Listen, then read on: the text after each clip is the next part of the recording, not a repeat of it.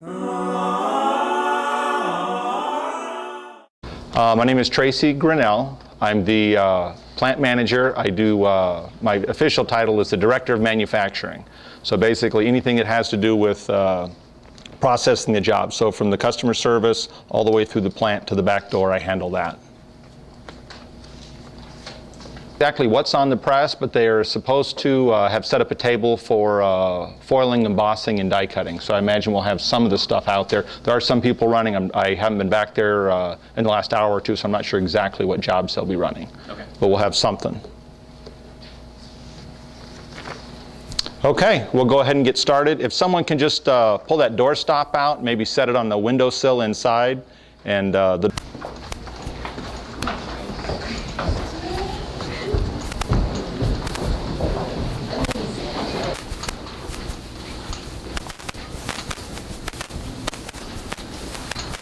time.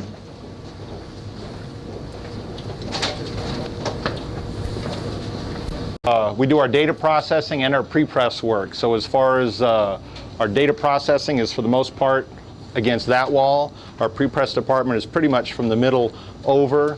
And then in this section in the middle, that's where we do our digital file prep for the digital printing. So on the far side, when we talk about data processing, we're basically processing data and lists for the mail. Once it's been processed for the mail, so it's in the proper sequence, we can go ahead and marry that up with, through a matrix, we go ahead and marry up the rest of the data to the digital files that are created. Chip, my pre-press manager, speak a little bit more to that and answer any questions that you may have. Chip, this is actually mostly a pre-press class, so they may have more questions than what I'm able to answer. Chip will be absolutely more capable of answering these than I am. Just not putting this on. Yeah, it took me twice. Yeah, good luck. Does anybody have any questions just that you might have had about pre-press, or anything that anybody wants to see specifically? Make sure we touch base on. Chip, maybe if you can just explain what exactly it is then as we have the processed data file, as you bring those together for a color variable job, what that process is, maybe some of the software used, that kind of thing. Okay. Well, since you're a pre-press group, you kind of have an idea of what goes on. Just as an overview, we take files in from the agencies, turn them into files that we can actually print. The agencies don't always prepare the files the way we want. The designers either don't know specifically how to build a file, or they build it the way they think that it'll work and it doesn't. So we make adjustments, we make it work to where we produce what they are expecting to get. For the variable work, the majority of it comes in as InDesign documents, and that's the majority of our work in general. InDesign, Illustrator, and Photoshop. The variable work comes in as InDesign, and the variable pieces themselves, whether it's type or images or anything might change, either comes in as a layer or comes in as an object that they've identified as this is variable. If it's a text variable, they usually bound it with carets, triangular parentheses. That identifies it to us that it's a variable piece, and we know that it needs to get swapped out with the information from the data. If it's a variable image, it may be put onto a separate layer, or it may just be an image placeholder for us to drop in. We'll get files to where they replace it with host photos, signatures, photos of hotel rooms. Different objects get replaced as needed. There's two kinds of variable work primarily that we get. One is a full color variable, which may have images swapping out, may have just about anything swapping out in any color. That prints on the digital press. We have other jobs that would come in as an imprint, where we would print the static part of the piece downstairs on our offset presses, and then we would imprint on top of that, usually black text, that would get lasered on or ink jetted on depending on the need. Any questions at this point? Do the designers set up your variable jobs any differently than they normally do, or just indicate it, or do you do most of the setup when they get there? They usually set it up pretty well. They do set it up differently usually. They'll put in the identifiers, what gets printed as variable. They'll identify it either with color or, like I said, a caret on either end of the text. Photos, they'll build it in usually. And the agencies and the designers are becoming more sophisticated in that regards. They're starting to know more about how to build these. 5 years ago, 6 years ago, it was a lot different. They didn't know what they were preparing. They were preparing it, and we were doing a lot of the building. It's changed a lot, and they are doing a lot more of it, and what they send into us is a lot more accurate as far as what they want and what they need. More accurate in the way they designate, or are they using some of the features in the software to specifically set it The up? way they designate it, the way they identify it, and the way they bring it out to our attention. It used to be that they would build something and they wouldn't know how to identify it, how to bring it to our attention, how to prepare it, so it makes it easier to separate out and do the variable pieces. Because for us, we have different groups of people that are doing different things. I may get like Chip was. We may get a litho master or an offset master that we're printing. Well, that's one group of people that are printing that. Well, downstairs, they may print that, and then I go somewhere else to do a black variable imprint. But if I've created the litho master to where it the call outs, if they haven't separated it in the middle of a form, I may have a call out that says first name, last name, address, but if it's in the middle of a paragraph, I may not see it. If I don't know to go looking for it, I may not see it, and I may print that. And that's part of what Chip was referring to. The designers have become a little bit more knowledgeable about what they're doing and how they're building it. Now, when they do that, are they putting the variable copy or the call out on a separate layer? Sometimes, not always. Sometimes it's a block of type that they identify it. What we'll end up doing is we'll usually break it up into a separate layer to where the type that's missing is identified if it's a full color. Now, if it's an imprint, then the entire block, the entire paragraph usually gets imprinted, because you don't want to imprint just a single line of type or a single word of type, because you get type flow issues, you get lining up issues. So we usually want to replace the entire paragraph in that particular case. Just as an example, this is one that we're doing right now. This is an offset job, so this would be the static piece, and then the blue type is what's going to get imprinted on the laser. They have identified it in theirs primarily by carats in this case, as well as we did it last month, so we kind of have an idea of what they're expecting also. But they did identify it separately, and we're able to break it out as a separate piece.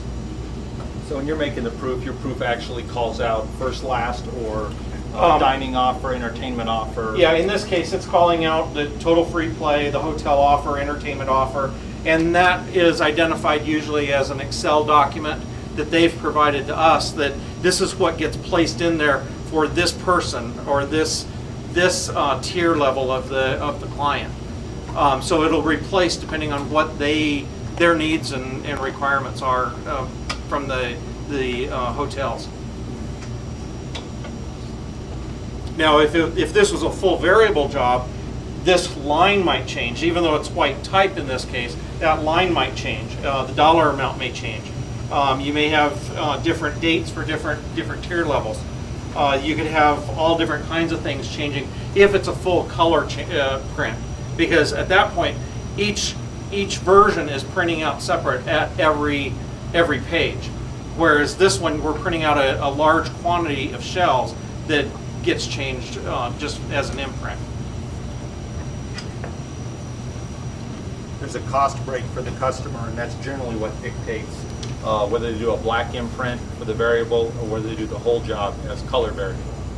So depending on who the customer is, what their budget is for that particular piece and what their target audience is, they may alter whether to go with the black variable or to utilize a color variable. And also the sophistication of the promotion that they're wanting to drive. If they're wanting to drive a promotion where they're swapping out photos and table gamers get one photo, a slot gamer gets another photo, then they're going to have to go with a full color variable in that case. Any questions? Yes. So the carrots on the variable, how do you show that? You show it by orange triangle, you say? A lot of times what the agencies and the designers will do when they identify it, they'll put the carrots in, and they'll a lot of times either change the color of the type, so it's now green or blue instead of the surrounding type. So it stands out in that sense. You can just label the layer as a variable. Exactly, and if it's built as a separate layer, that makes it even easier, because then you can turn off everything, turn on just the layer that's variable, and you can see exactly what's changing out. So they can build their file just like if they were building for a die. Exactly, exactly. Yeah, you really want to, whenever possible, to utilize that additional layer, that variable layer, and eliminate the chance that the printer or someone in the proofing process something that's down in a paragraph or something that's embedded in the job somewhere, and have that get printed offset when really that should be variable. Because to read 3/4 of the way through a disclaimer just to find out that it says dear first name, when it's too late. By that time I've got ink on paper, it's too late.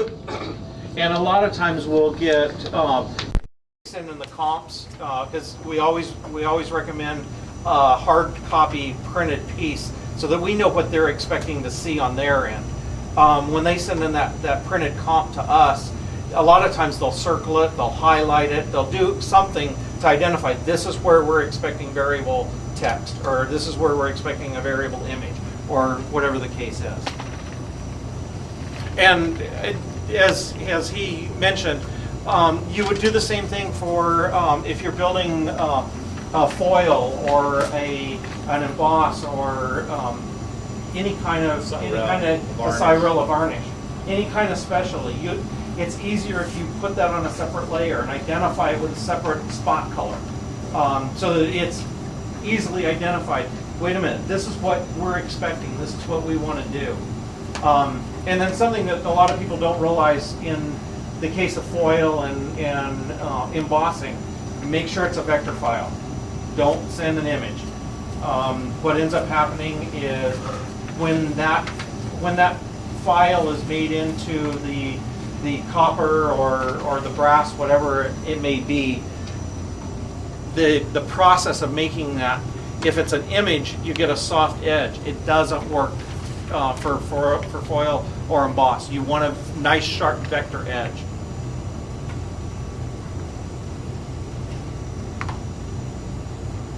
Any other questions?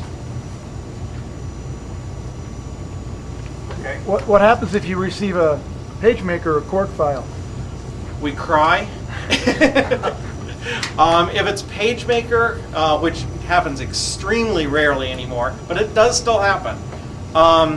Usually we'll take that, turn it into a PDF on our end, and then work with the PDF.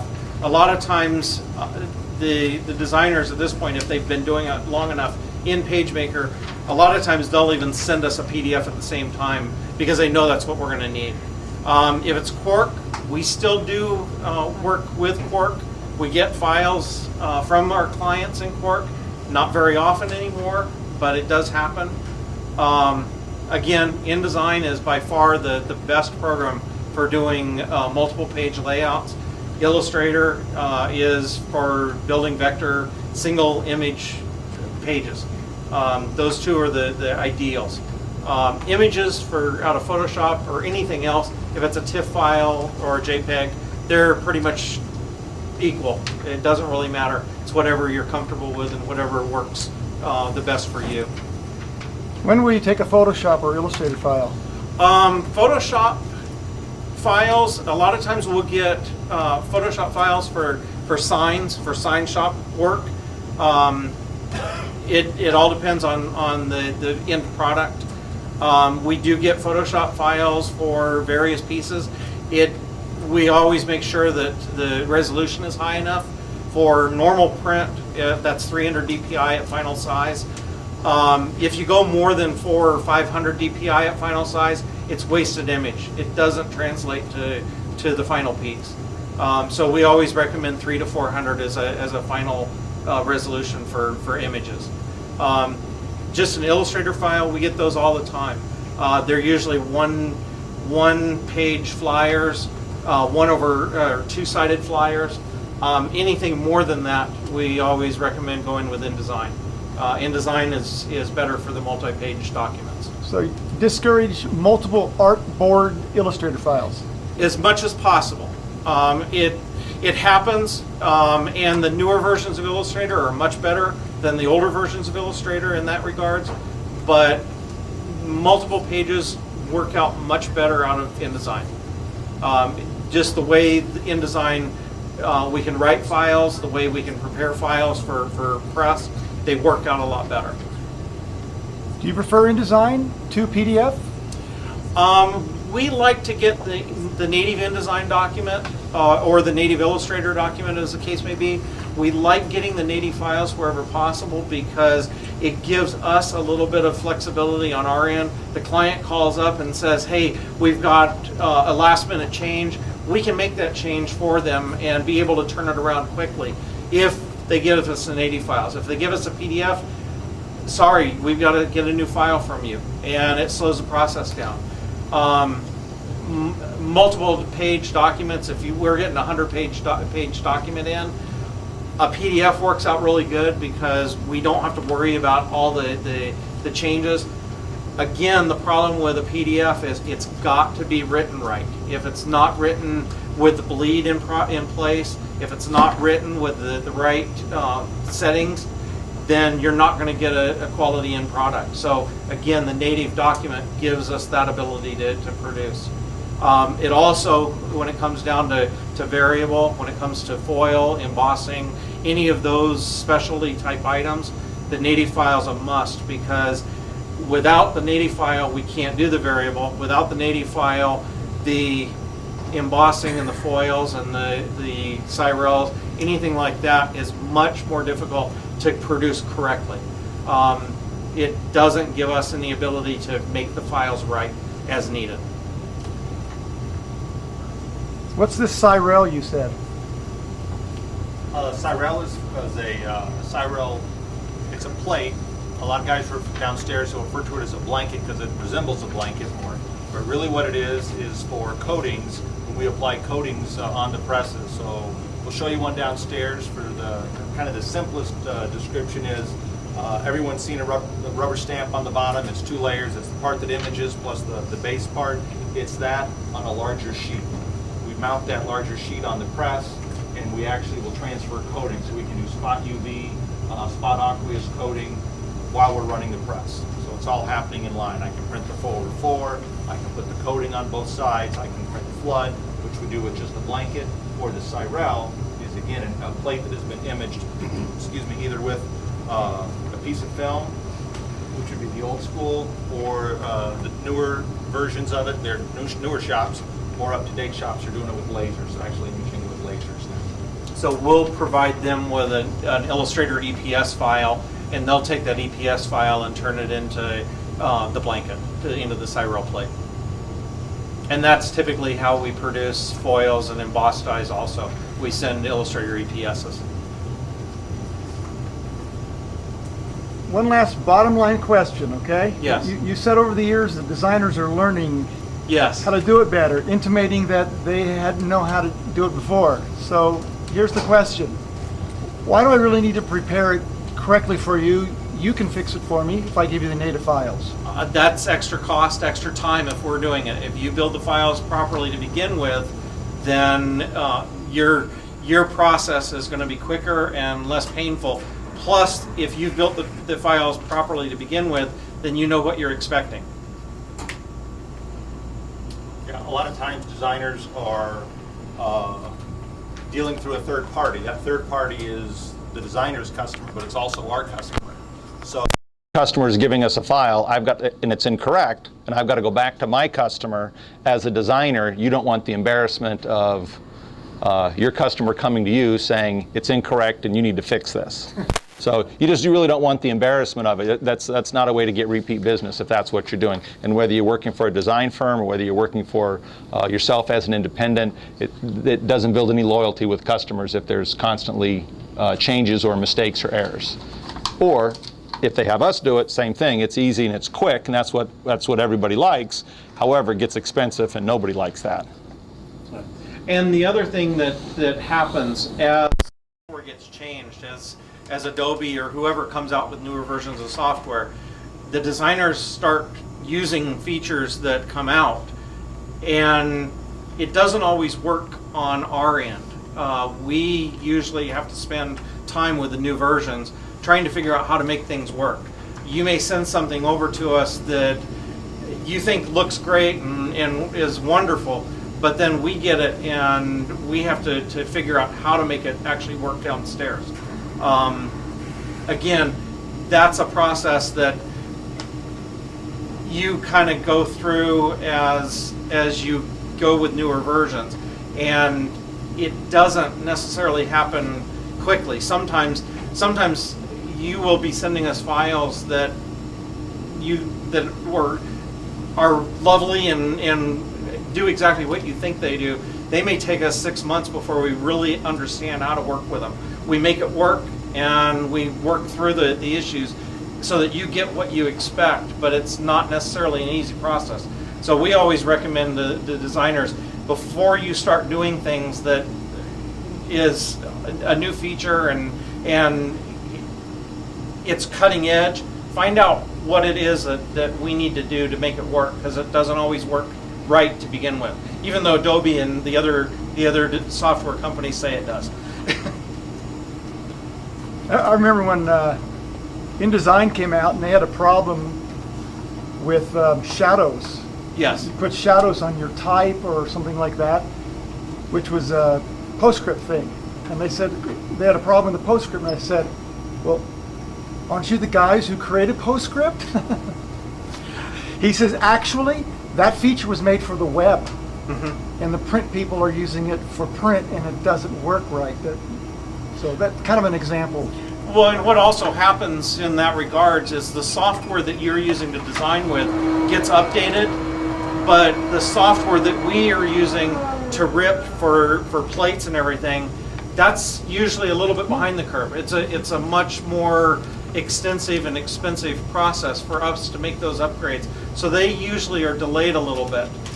So you may be coming out with new settings and everything in the software, but it may take us a year or two before our software catches up. Are you here for a speech? I've heard it. No, I meant to give it. Do you need some, John? Go ahead. I'll be there in a minute. So any questions more? Okay, we'll go I ahead. have lots of questions, but go ahead, that's fine. We'll head into imposition and plating at this point in time then. So we're going to go out here. And then you get this back.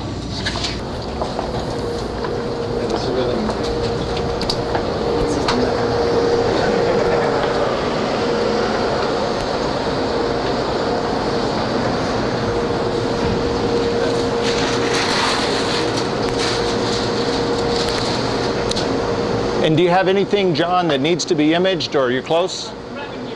Oh, okay. So what we're doing in here is we're imposing the plates. So what prepress will do is they go through and process all the the pages of a book or even a single page ad. What they may do is go through and process it as single pages. Well, in here is where we impose it. So we may take the pages of a book, rotate them as needed for the proper folding of that signature. We may take a single flyer and just do the multiple step to get it up on the right size sheet of paper. The tagline that tells everyone in the plant, we'll put on the plate what color the plate is, the job number, the customer, where it's headed, what happens to it, so that none of that gets lost throughout the plant. In here, we use it's an aluminum plate. We use Fuji brand. There's a lot of different brands out there. We like Fuji. What John's going to do right now is take a raw plate. It's got a piece of aluminum, which is silver. It's got a blue, purplish emulsion on the top of it. He's going to drop it in. It'll take a couple of minutes to image. It spins. A laser images it from the files that have already been put into it, and it'll spit it back out. It's given him all the marks also that the pressmen need. The pressmen need center marks left to right. They need center marks up and down to make sure they're in the right position. They also need color bars across the bottom. When we get downstairs, we'll see on the presses, we've got, we'll use a handheld densitometer, or the presses have a little bit more updated one now, spectrophotometer. Basically, it's just a device that goes across and reads a color bar. Just a different series of solid, say 1/4 by 1/4 inch squares of the different colors, as well as the screen builds. And what that'll do is it'll tell the pressman dot gain, tell him his density, tell him everything that he needs to know as far as how he's printing. Basically just applies a series of numbers to it. Again, we'll see that, get a little bit more into that downstairs. We're waiting on the laser. When John's done, it'll come out. We'll run it through one of these two processors. The processors basically just apply a developer, a series of brushes go across it, and then a gum or a finishing agent after the fact. This is basically a negative of what you're going to create. Well, this is actually going to be a positive. So our plates are a positive plate. We're doing an offset printing, so for us, from this aluminum plate, it transfers to, for the sake of argument, a rubber blanket. At that point, it's a reverse or a negative. That rubber blanket is what applies the image to the paper down below. So we use something in the middle. So I start with a positive. On my printing press, I turn it into a negative on my blanket. That imprints onto the paper where you read it as positive again.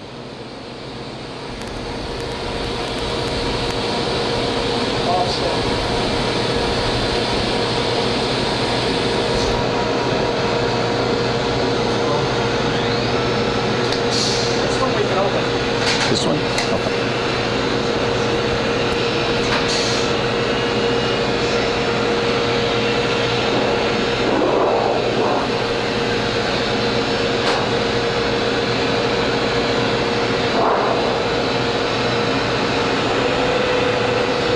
So you can come up and take a look, but you'll see how it's starting purple, and you can see some of the image without touching it, but you can see there are the color bars I was mentioning. This is the finished product.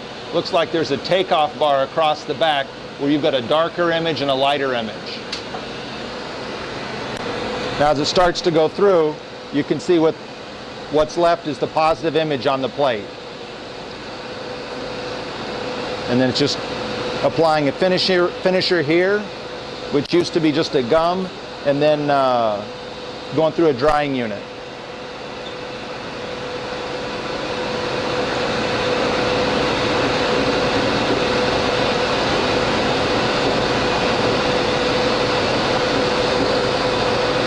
Once it comes out, we'll go ahead and set it up here so we can take a closer look at it.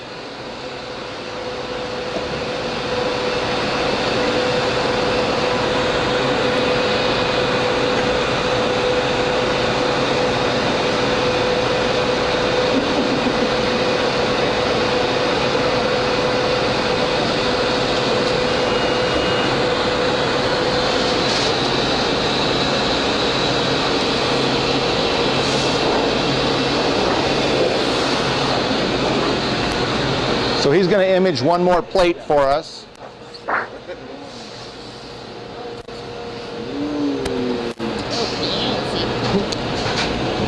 So basically what we've got here is the aluminum plate. This is the image, so this is where the ink will stick. The ink won't stick to the aluminum area. Our color bar across the bottom, and I can't read it from this side because I'm getting old. But it's magenta. It's telling me that this is going to my 8-color Komori. This is form number 1. This is the front side of it. The job number over there, the customer's initials at the beginning, the size sheet of paper that I'm running it, the I'm going to guess that's today's date and time. There's, yes, 23. And then the curve that was applied. We apply a curve to compensate at the press. At the press, I have dot gain. That's one of the things that we're reading with the color bar. Based on the amount of dot gain that that particular press has with that particular color of ink, we've got a series of curves applied, and this is just so when they come back to reprint the job at some point in the future, it might be if the plate gets scratched, if the job comes back and wants us to reprint her once more next week, we know exactly what curve was applied to the piece. A lot of times if a customer wants something special, they may want more ink, they may want less ink, they're looking for a specific look with the piece. They're just not looking for the perfect 100% that the designer wanted, they want more. A lot of times it's the designer, they've pushed a lot of ink towards the piece, and when they get here they want even more. Well, if we know that going into it, we'll adjust the curve accordingly to hopefully give them what they want the first time it's on the press. Any questions on plating or imposition? So there will be more different, like, this is like what? Magenta, right? It'll be like cyan and all that. Correct. Me knowing this piece a little bit, I'm a little familiar with the piece, so I think it's looks like it's probably a pocket folder because it has image going in both directions, several different panels, so I think it's probably a pocket folder that we're doing. More than likely it's going to be printed 4/4. So this is just one of the 8 plates that we'll need to do this job, would be my guess. Last time we did a job for this customer, they also do a Cyrel, and I spot coat in that pattern. Those lines, those squares, we spot coat in that. This has some process on it. Okay.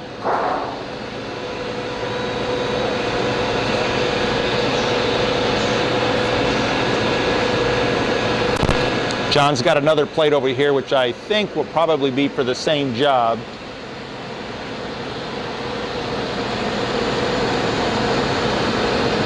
Different job. It is different job? Okay.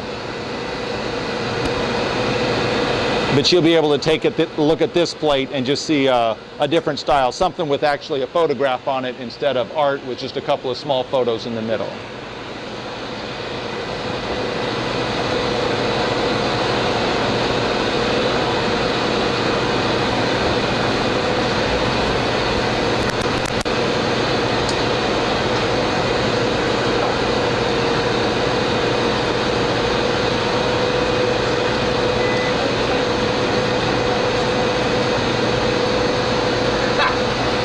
Can I just close this?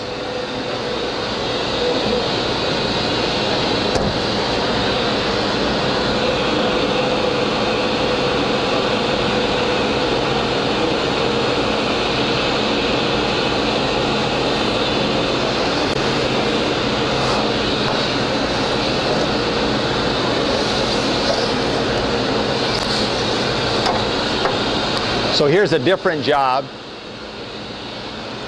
Now this one also happens to be the magenta plate. So again, as we're doing the different plates, the press is going to hang this. This looks like it is.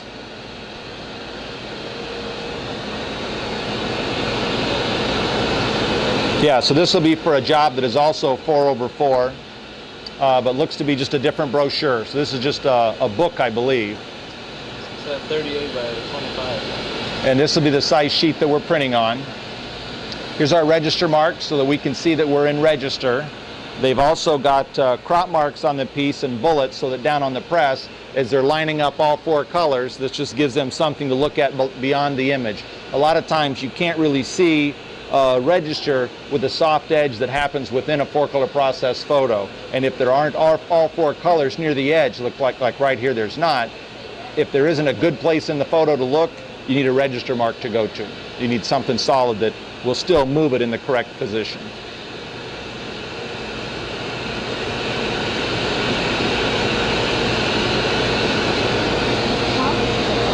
Anybody have any questions with anything?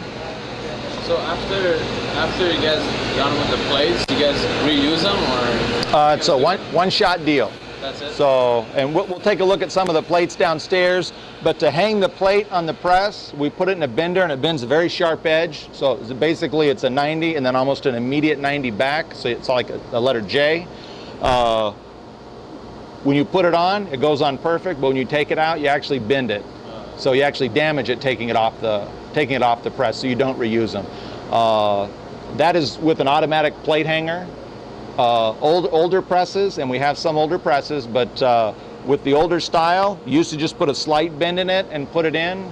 And with that slight bend, you could also take it out. So you can reuse it. The only thing that really goes bad with the plate is they will wear out in time, because you can gum them, you can put a preserver on them. But depending on the press you have, and ours have automatic plate hangers, with that, we damage the plate getting it off. You can take one off carefully and put it back on. It's just 9 times out of 10, it doesn't have the value. If I know I'm going back to that job within a day, I might do it. 99% of the time, we just burn new plates. It's not worth it. But we recycle everything here, which you'll see downstairs. We recycle not just the paper, not just the plates, the things you would think about, the wrappers that the paper comes in, the brown wrap that it comes in, the plastic that the pallet is wrapped in, the plastic straps that hold everything together, the plastic jugs that things come in. We recycle everything downstairs. Any questions?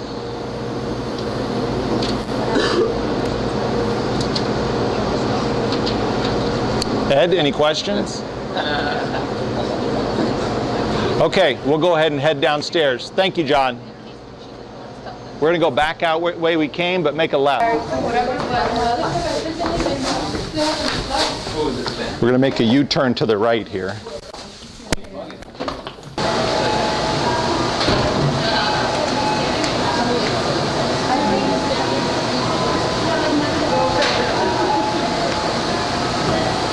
Okay, this is our litho press rooms. This is where we do our large format printing. As far as the presses go, we've got a variety of presses. This one here is a 4-color press, a 4-color Mitsubishi.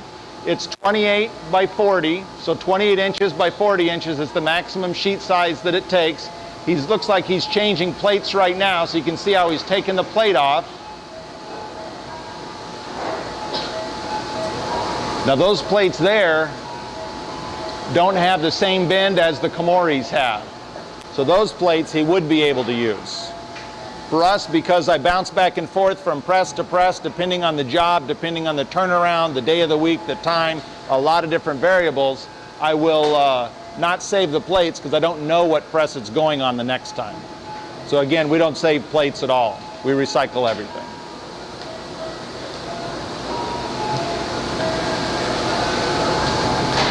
And for the most part, it sounds like the press room's pretty quiet right now, so there looks like both in the middle of a job changeover.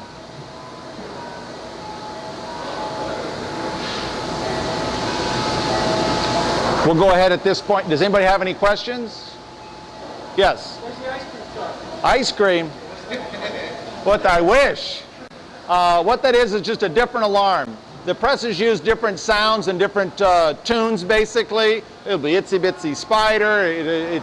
Each press has its own tunes for different activities. Yes, it drives us crazy. And after a while, we don't hear it, but guests always hear it and want to know what that is. And really what it is each press has a different series of tones and musical notes that it plays, and it does that for an alarm. So it lets everyone on the press, you might have a 2 or a 3-man crew, it lets all of them know what's going to happen. The press is about to move forward, it's about to inch backward, it's about to go into run mode. You need to get out of the way. It may just be somebody cleaning something, it may be somebody hanging plates. Right now, he's just pulling the plates off. So his feeder, who is actually loading the press at this point in time, if he happened to be in another unit, he would know just from the sound what the press is going to do, what the other operator is pushing the buttons and what he's telling it to do. So for the most part, it's just a safety alarm is what it is, and it's a lot more pleasant, a lot easier on the ears than a horn or a honk.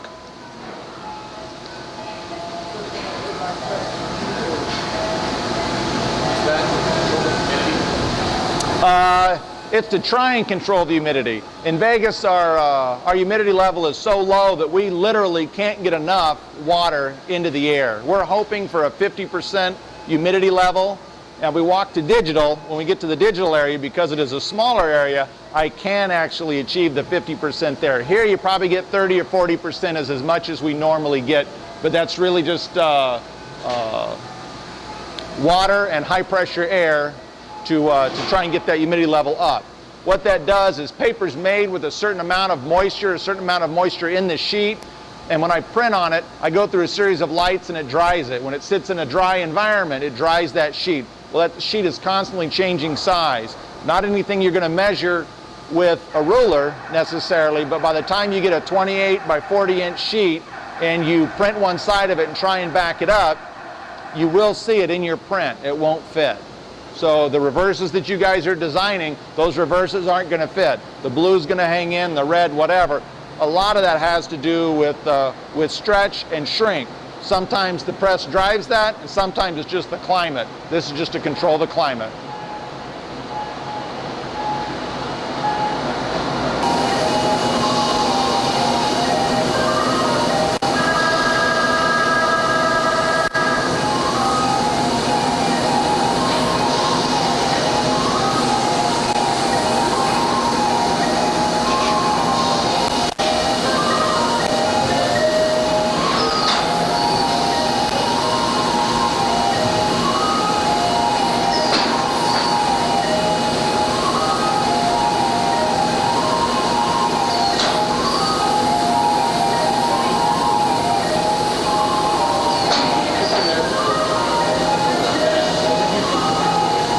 You can see what's happening now is the press is taking the plates off, and you can see inside the guards as the press is backing up, it's got the tail of the plate that's coming off.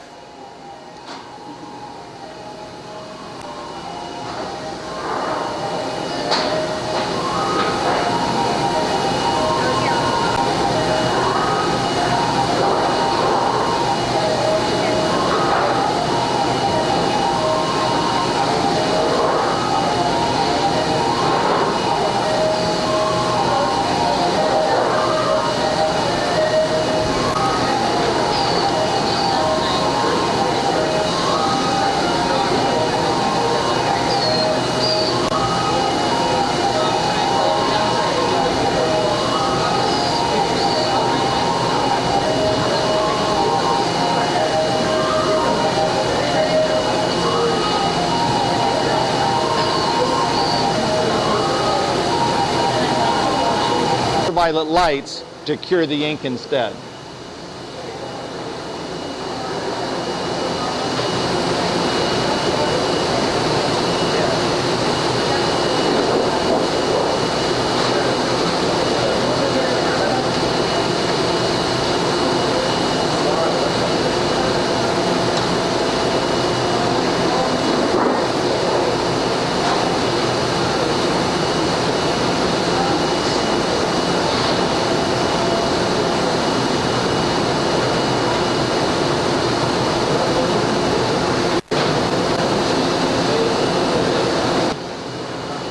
He pulled out the old plates. He's positioned the new plates for the sensors. He's got one more new plate to set into position.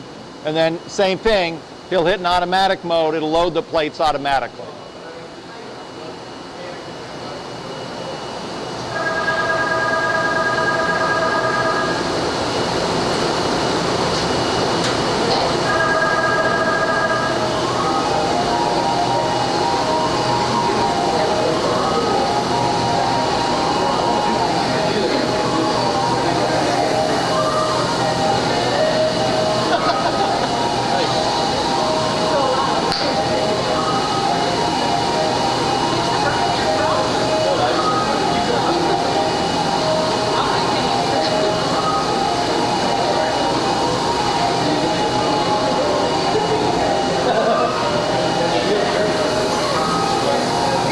See how it's got a sharp edge?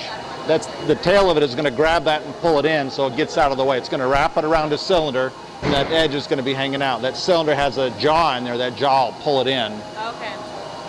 And that's where, when we get it out, it actually, we bend it or damage it a little bit.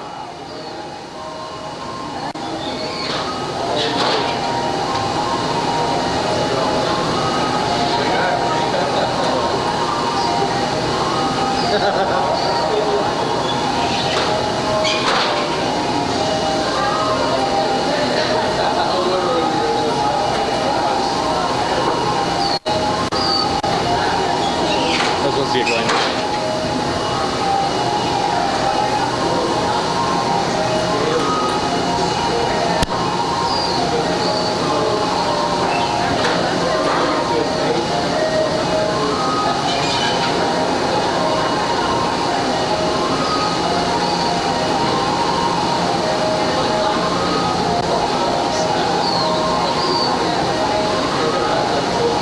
To the other end and take a look and see what the plates are going to do for us.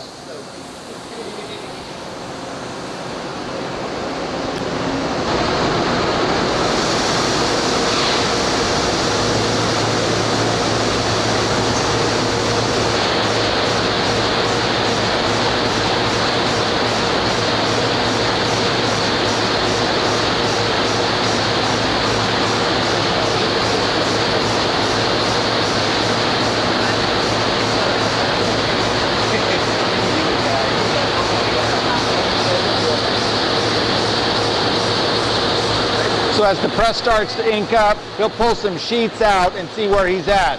And that's where he'll do a couple of things.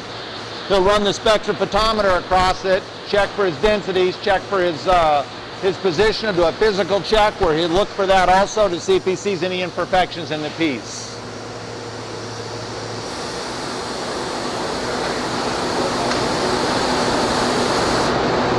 So there he was looking at the register marks that we saw, those little hash marks that we saw. He's looking at that to make sure all four colors line up on top of each other.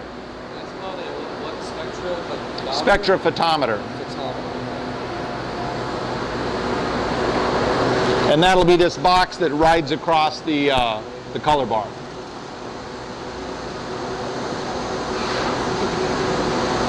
So now he's making some manual adjustments to the ink key. So from the console, he's adjusting his ink up or down for each of the colors. For the black, blue, red, yellow for side 1, side 2, whatever the piece may be. He makes some manual adjustments. And then he'll scan the color bar and find out exactly what it is. So that just the dot gain and stuff like that? Well, what he's adjusting it tells you what the dot gain is. Actually, the only thing he does here is he's actually adjusting his ink up or down. Okay. So the spectrophotometer will read the dot gain and tell you what the dot gain is, but it will also tell you the density or how much red you have, how much blue you have.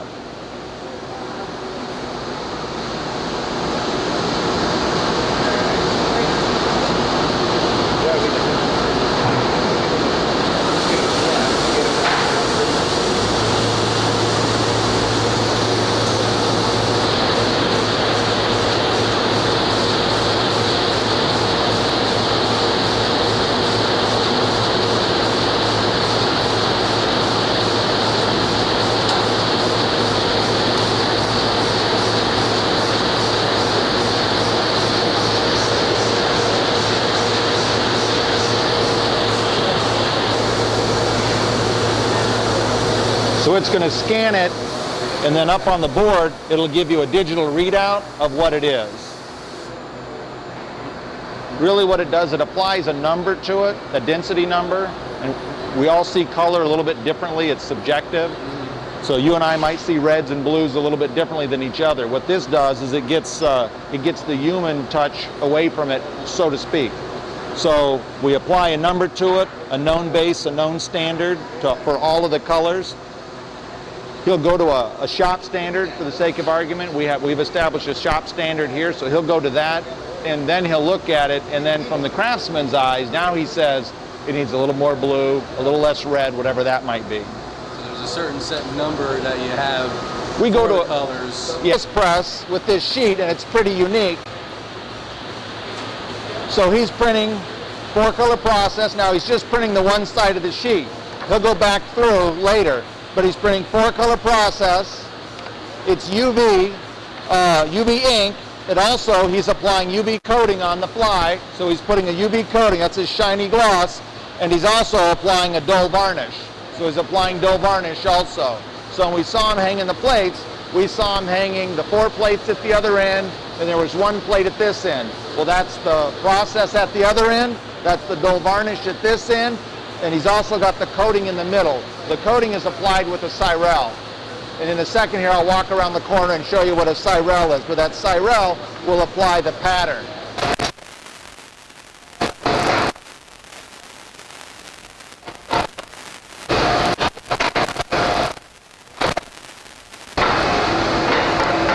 just so happens they're cutting a variable job. So we've got... Yep, steel rule die. So this is our letterpress department. We've got new equipment, old equipment, fast equipment, slow equipment. Everything does things a little bit different. The large ivory press in the back does foiling, embossing, and die cutting is all that it does, but it does it on a 28 by 40 platform. So the full-size press sheet that's in there comes out here too. These two black presses, these Heidelberg cylinders, they're half-size presses. So what I need to do with my press sheets in there is basically cut them in half, and then they'll fit through these presses. These presses only die cut, so perping, scoring, die cutting is really all that these do. But they're a very fast make ready, so we go from one job to the next to the next. They're very fast, so we like them a lot. The Browse is a newer press. These presses here are probably mid-1960s. They just keep running and running and running, and it's difficult to find a new press that performs as well. So we continue to use the cylinders. And actually, I just bought one of them probably a couple years ago now. The green presses up front here are Kluges. They will do die cutting, but mostly we use them for foiling and embossing. The three windmills in the back are probably some of the more popular ones that you'll see on television or in the movies, just because there are so many of them out there. The windmills in the back are probably mid-50s to mid-1960s. Now they set us out some dies and some samples, so we'll go ahead and take a look at the table down here and see if anybody has any questions.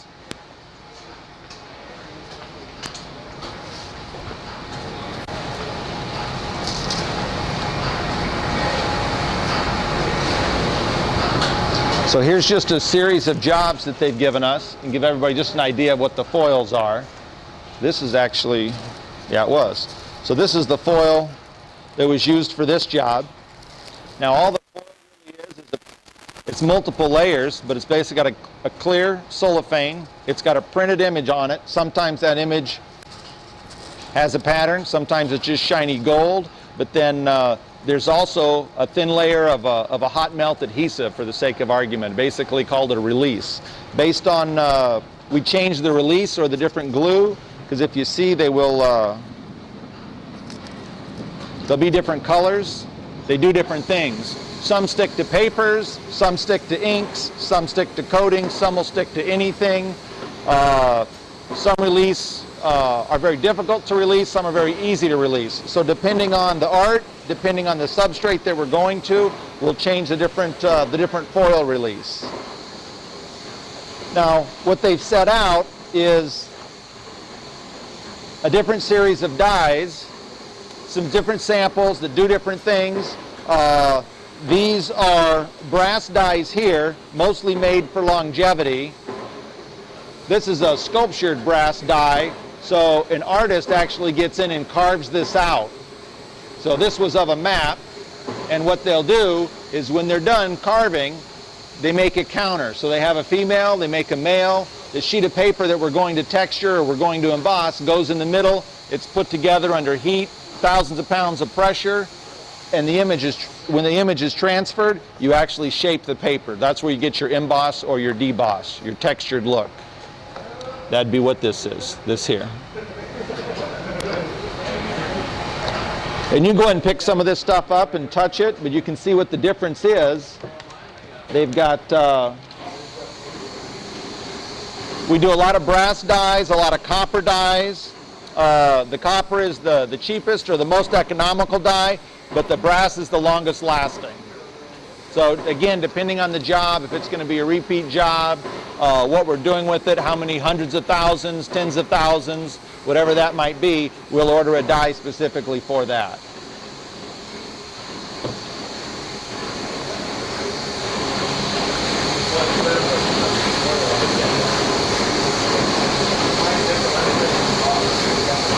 Oops, sorry.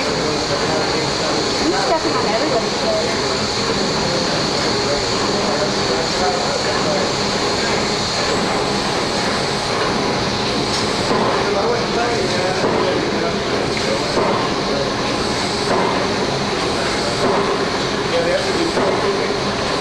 Now here is a piece that we printed on the inside. So we printed this job litho, and then we went ahead and UV coated it so it's shiny. But then they also, the first time we printed the job, the customer wasn't happy. They wanted ribs. They wanted to actually feel the record. Once they got it, they weren't happy. They had us redo it again because they wanted to feel it.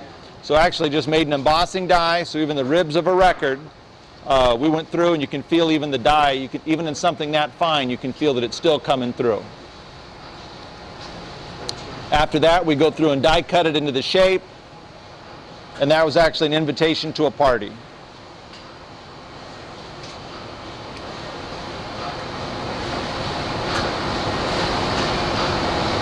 Any questions on any of these pieces or any of these processes? Those cutting dies look like you never did. You have cutting, cookery, and scoring die all built in one. Yeah, can you hand me that one? Excuse me. This is a steel rule die. So this is actually a cutting die that just cuts the perimeter on this piece. We'll usually look at the back side of it to see what it is so we can tell exactly what's happening. But really what's going on, you pull back a little bit. This is just a piece of foam that they die cut and put in the middle to basically push the paper out. So when I'm going through the press and I'm going against a steel anvil, so this doesn't fill up with paper, we fill the inside with foam to eject it out.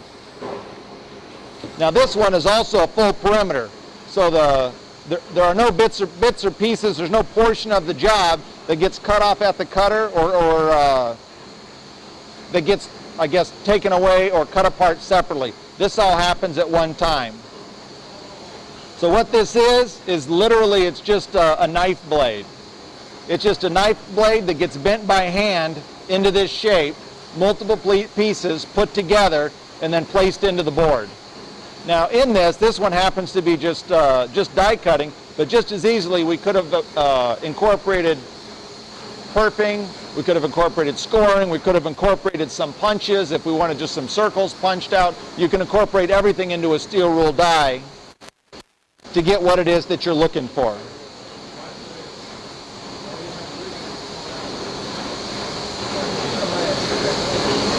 They are very sharp, so you have to be very careful with what you do. They aren't bad when you push straight down, but if you drag your finger along it, a perf or a cutting rule will cut you. My eardrum was really irritated on the inside. After I had surgery, my eardrum was really sensitive. On average, for steel rule, an average way that we cost is we take the linear inch of rule. On an average, that's times $1. So for every inch of rule, we charge $1. For every bend, we'll charge $2.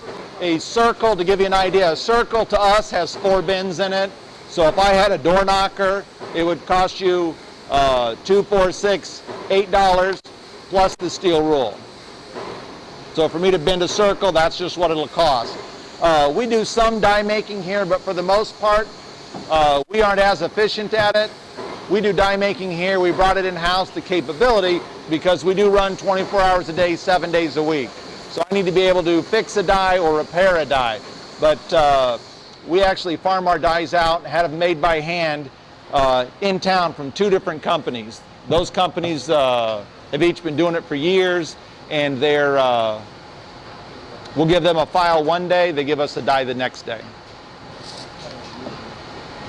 They follow about the same pricing structure.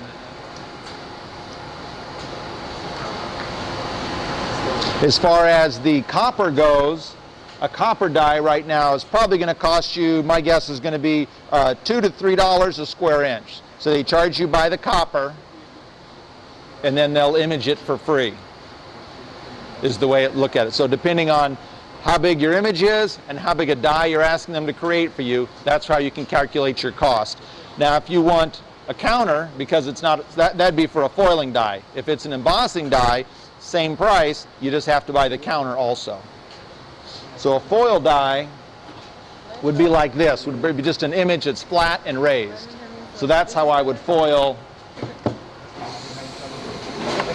Actually, this piece here. So this piece here is foiled here with this die. Yeah. There's another one of the one I recognize. Now, if it's a counter, most of these counters, this is probably a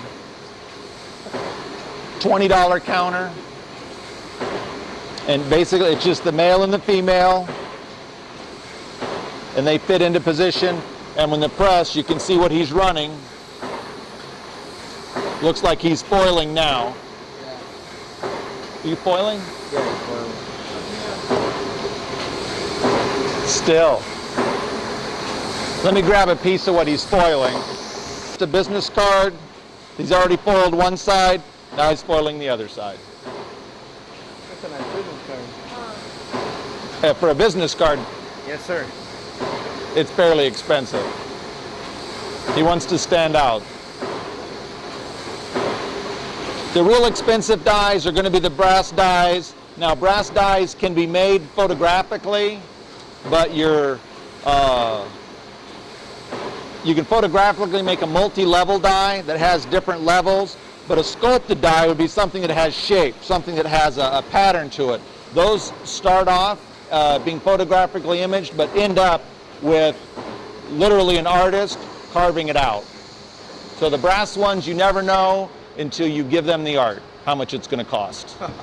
You know how much the brass is, but they're not going to tell you how much the artwork is going to cost. About the brass. Yeah. That's a good business to be in. How much is it going to cost? We don't know. Find out later. They give you an estimate. But again, for us, we've just been doing it for so many years. A lot of times in a quote sheet from a customer, we may get, and we want a sculpted embossed die, and it's this big. So we just take a guess. Now, depending on the detail, we could be way off. So we do take a risk at that too. So we hit middle of the road and live with what we say. The oddity might be if somebody came with something that was so fine and so unusual and required so much work and cost so much money that if they knew that in advance, they should have let us know. And if they didn't, and it's going to be way out of the ballpark, we bid $500 and it's going to be $5,000 for a die, we would go back to the customer at that point. So that's not what we quoted based on your specs. Doesn't happen very often. For the most part, we follow through on what we say, because for the most part, our customers are giving us very familiar work to them. They know who we are. We know who they are. Most of the work that we do, 98% of the work that we do, is done by some other designer that we've done business with before. So the properties in town, the hotels and casinos, our customers are going to have a general idea of what we expect from each other. Any questions in letterpress?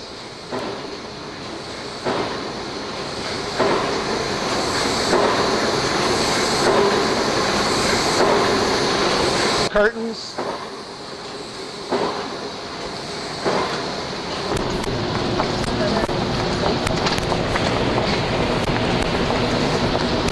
So for us, this is where we do all of our digital imaging. We've got 5 black and white devices. They're Xerox Nuberas. We've got 2 color devices. These are Xerox iGen 4s, and we've got 2 other color devices. Those are both HPs, an HP 5000 and an HP 7000. They all do things a little bit different. The black and white and the color, that makes perfect sense. That's easy. The iGens print with a toner base, which is what the majority of Xerox products do these days. It prints with a toner base.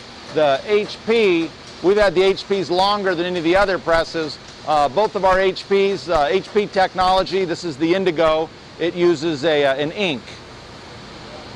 So it's a lot flatter, a lot smoother. I can foil on top of it, whereas the iGens, you really don't want to foil on top of an iGen. We can, but the sheets, you can feel the sheets. You know that the image is there because the toner sits up on top of the sheet. You don't usually want to set something that has a texture to it. You don't want to foil on top of it if you can avoid that. The color devices all do a variety of the same thing. We can do static jobs. We do variable jobs. For the most part, the bread and butter over here is the variable job. So even though you might have a piece that only has a black and white swapping out, you have the ability to swap out color if you want. It also does short run. Like this job, I believe this job here only has black and white variable, but we print it on the digital because it's only 1,000 sheets of paper. So again, it's still more economical for the customer to print it over here. This is their high-end version or high-end tier of this product line. The majority of this product printed offset and goes to the laser, so a black and white imprint. This is Is there any different way that the designer sets up a job for either one of these? as a rule, as a designer, I would think I'd need to have a general idea of what my customer had for a budget, to whether I was going to design something for swapping out color or swapping out black and white. Or my customers either dictated that to me or I can suggest it. It just depends on what you're trying to accomplish. Swapping out color is very nice, and as a printer, I want everybody to do it on every job. It isn't economical. So a lot of times it's not the best thing for your customer. Depending on the size run, depending on what they're doing, and if they really just want to swap out a mailing panel, so different addresses, and they really just want to swap out some black and white information, then really, once you get over 5,000 sheets of paper, somewhere in that range, depending on the job, it really starts to make more sense to go litho and do a black imprint if that's all that you need. Like this piece here, because it was only 1,000 sheets, makes a lot more sense. It's more economical for the customer. They get everything that they want if on this version I print it digital. Now on this version also, once we're done, we take it to flash it up a little bit for their high-end customer. This is their highest tier. We take it to the offset press that we'll see on the other side on our way out, but we actually have an offline UV coater. So we'll UV coat both sides of it. The rest of the job doesn't get the UV coating, just this tier. So again, they want their high end to stand out a little bit from everyone else. This was the piece they were cutting at the cutter. That was the Luxor. This is just the sister one for the Excalibur. These are quarterly mailers. They'll mail them out about, if everything goes right, about every 3 months. But this has color variable. So again, this customer wanted to flash it up a little bit more. They wanted the person's first name in color, not in black. They're also swapping out, I know on this one, I believe anyway, they're swapping out a room. So one of the things you're getting is 3 complimentary nights in a tower room. This person gets 1, but it's also in a tower room. Well, this is a picture of the tower room. If you were getting a suite, if you were a higher roller, a higher tiered person, you might get a different picture of a different room based on your play level.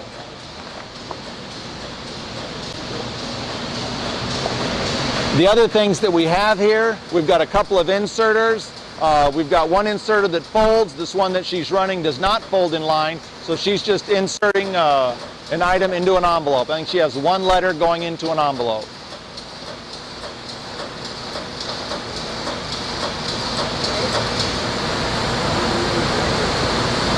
Thinking about it, I think is that piece. Let me look. Stock. Yeah.